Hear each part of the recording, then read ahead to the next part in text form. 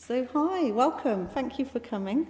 My name's Emma, and I was inspired to run this group because through my life I've experienced a lot of anxious thinking and a lot of nervousness and times when I felt so lonely because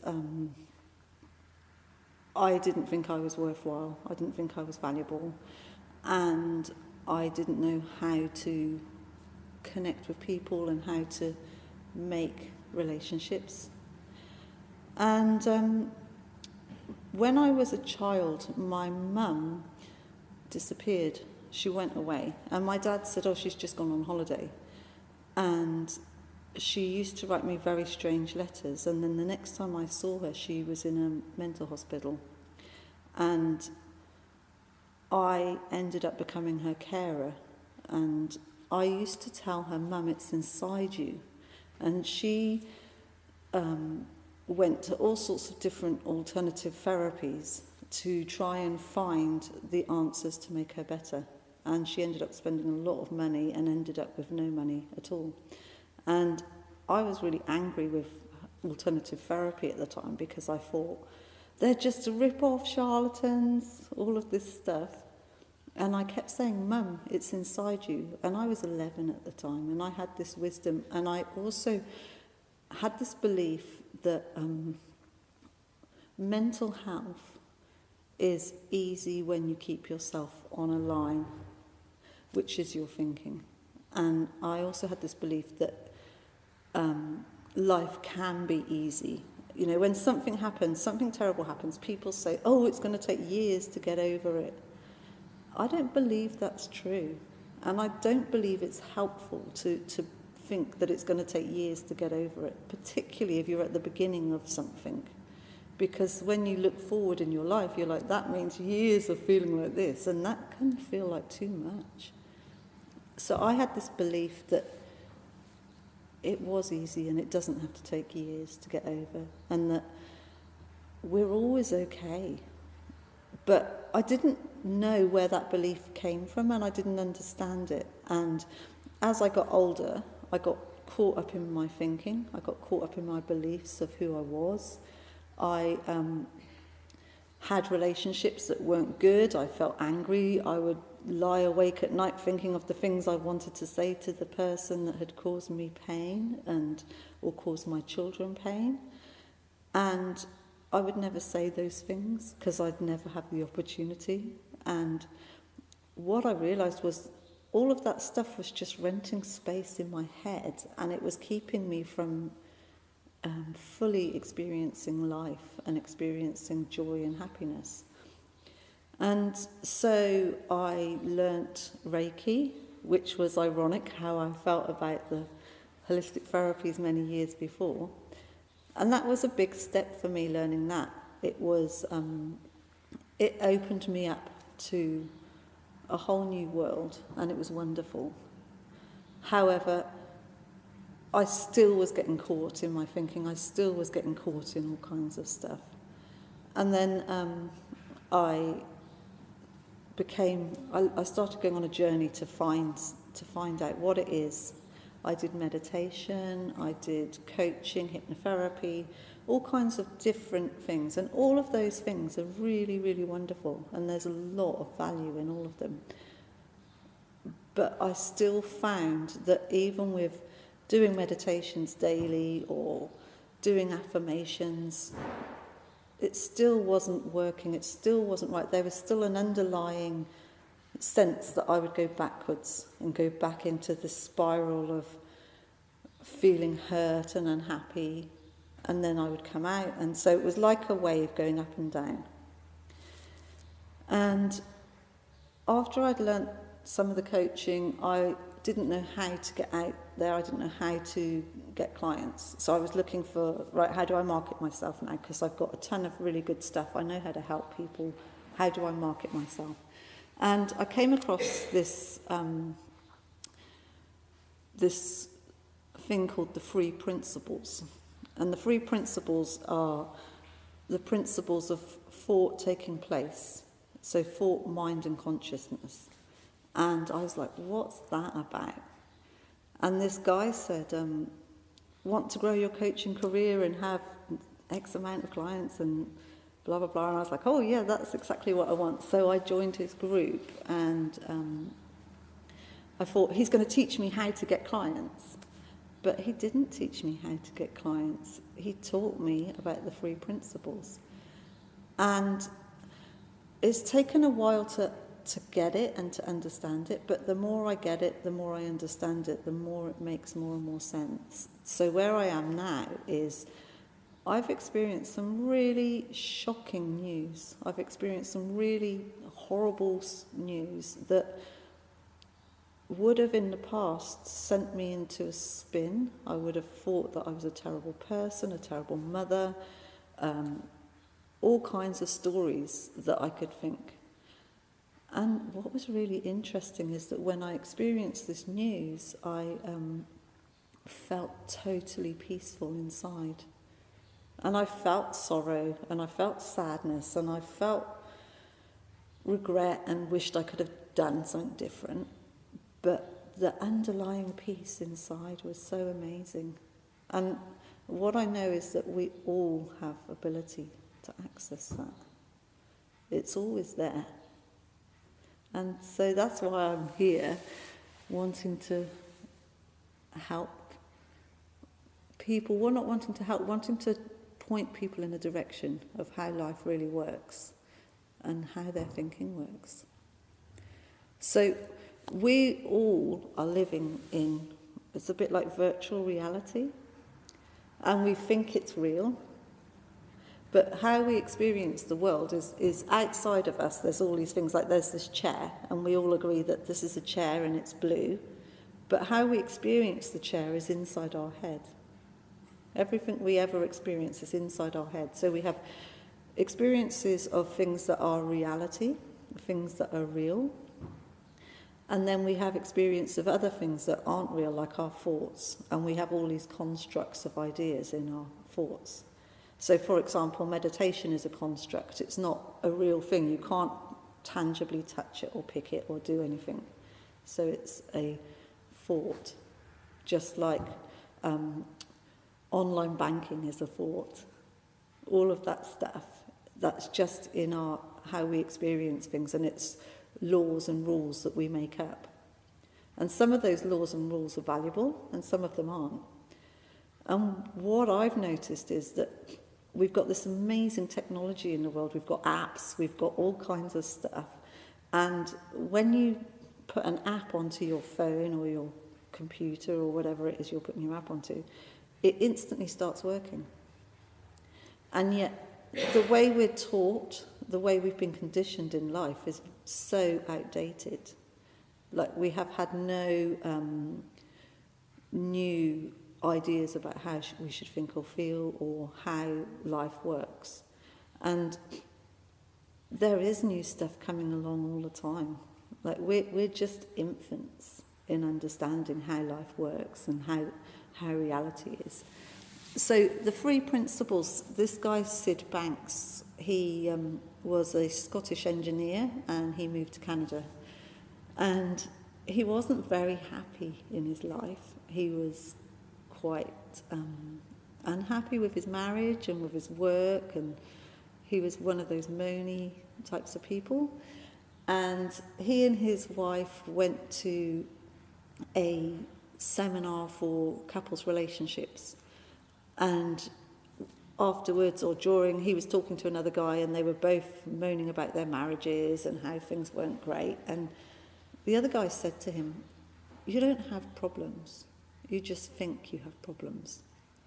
And Sid Banks was like, "Wait, do you realise what you said?" And the other guy goes, "Yeah, you just think you have problems."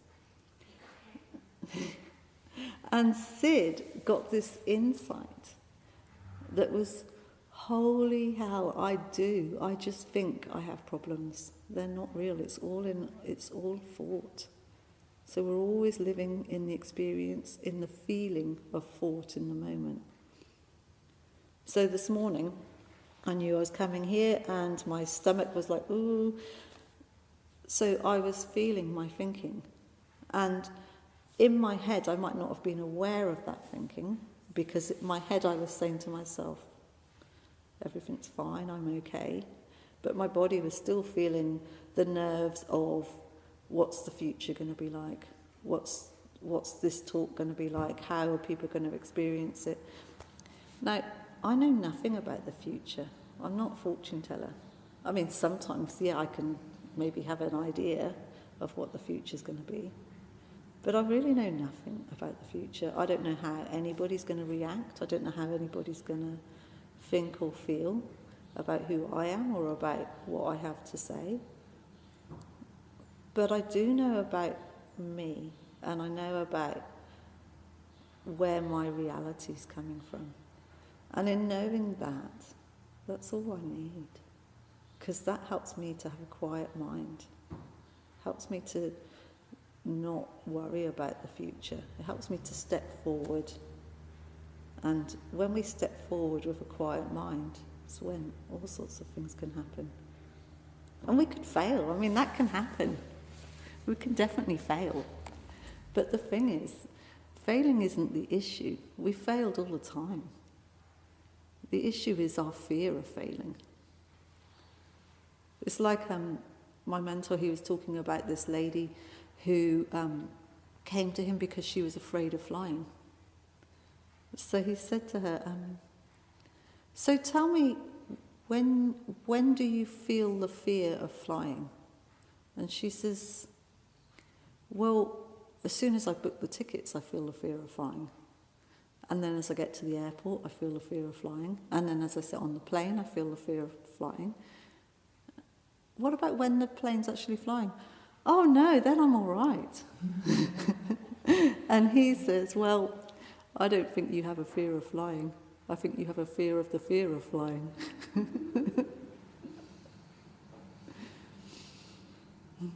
If I go quiet sometimes, it's okay, it's just I'm thinking.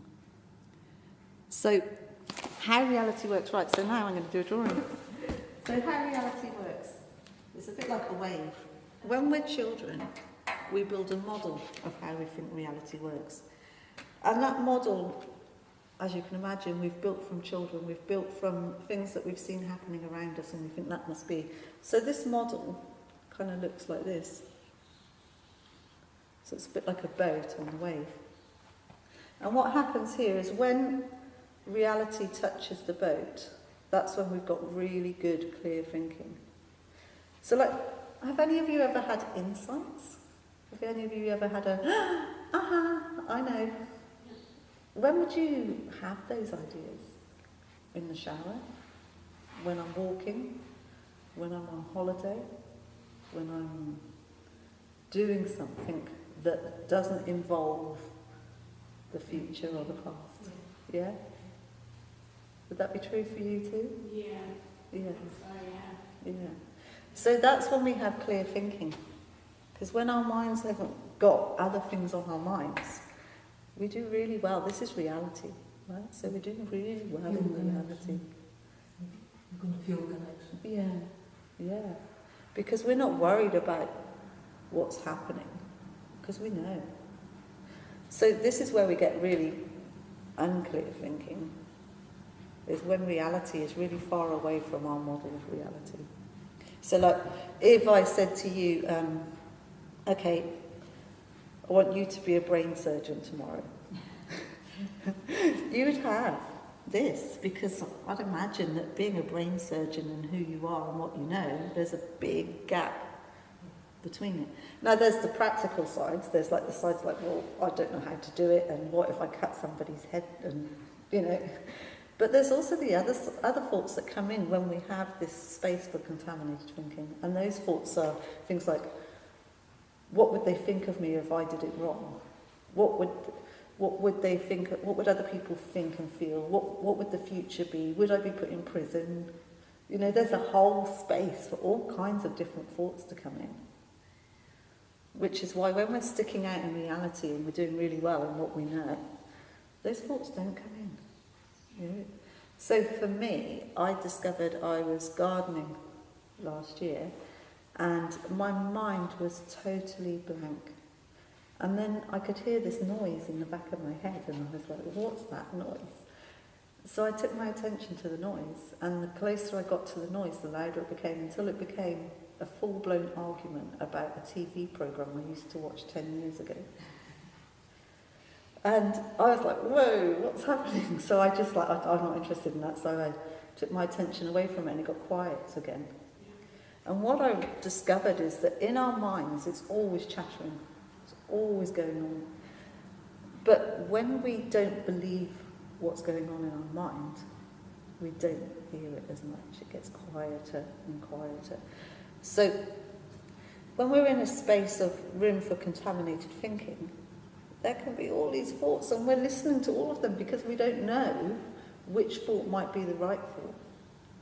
But thoughts are like those games that we play when when you go, I'll say red, you say something, then you say something different. So what would you say if I said red? Blue. Okay, what would you say? Purple. What would you say? Pineapple. Yummy. Perfect. So see how our thoughts just go off. So we might be thinking about this, we might be thinking about A, and then we have all this contaminated thinking, and before we know it, we're thinking about 27. Yep.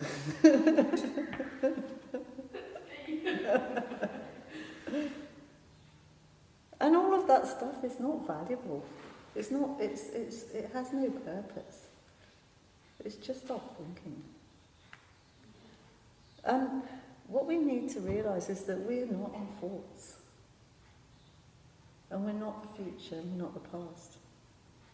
We're just experiencing life. So we are consciousness, experiencing, feeling thought in the moment. And that nothing can hurt us. Nothing can hurt who we are. Like physically, yeah, you can hurt yourself, you can break your leg. Those sort of things happen. But that's not who we are. We're so much more than that. So, has anybody ever had a teddy bear? Do you still have a teddy bear? Yeah. Yeah, he's wonderful. Now, my son just bought me one. Oh, that's nice. So, what I know about teddy bears is teddy bears are amazing. Like, you give them to a little kid, and the little kid goes, oh, I love the teddy bear, and they have a feeling that comes with the teddy bear. A feeling of connection and safety and security. And what would happen if the kid lost the teddy bear? You should have stayed with it. I cry. So, but show me a teddy bear. Does the teddy bear come with that feeling? We can't go to the shop and buy a feeling-emitting teddy bear. I mean, actually, I thought I did, because when I was in Los Angeles, I found this amazing company who sell these amazing crystals. And I was like, oh yeah, whatever. But they gave me this backpack to wear, and I was wearing this backpack, and I just had this incredible feeling in my back, and I was like, oh my goodness, that's amazing. I think I need to get some of those crystals, because they really, I didn't even know, I just thought I was wearing the backpack, I didn't know it had all these crystals in it. And they had these teddy bears, and you could hug the teddy bear and get the crystal energy from it. So I thought, I'll buy my granddaughter one, because I'm thinking, here I am buying a teddy bear that emits good feelings. My granddaughter thought the teddy bear was ugly and was not interested in it at all. So teddy bears can't emit good feelings. It's the thought that the child puts to the teddy bear that gives them the feeling. And that's the same with life. Nothing can emit any feelings. It's the thoughts that we put to it that give us the feeling. So I'm suggesting that money, other people, the car you drive, the clothes you wear, the shoes, all of those things, I'm suggesting they're just teddy bears. They're nothing else. Just teddy bears. I'm also suggesting that the past is teddy bears. The future is teddy bears. It's just the thoughts. that we have around those things.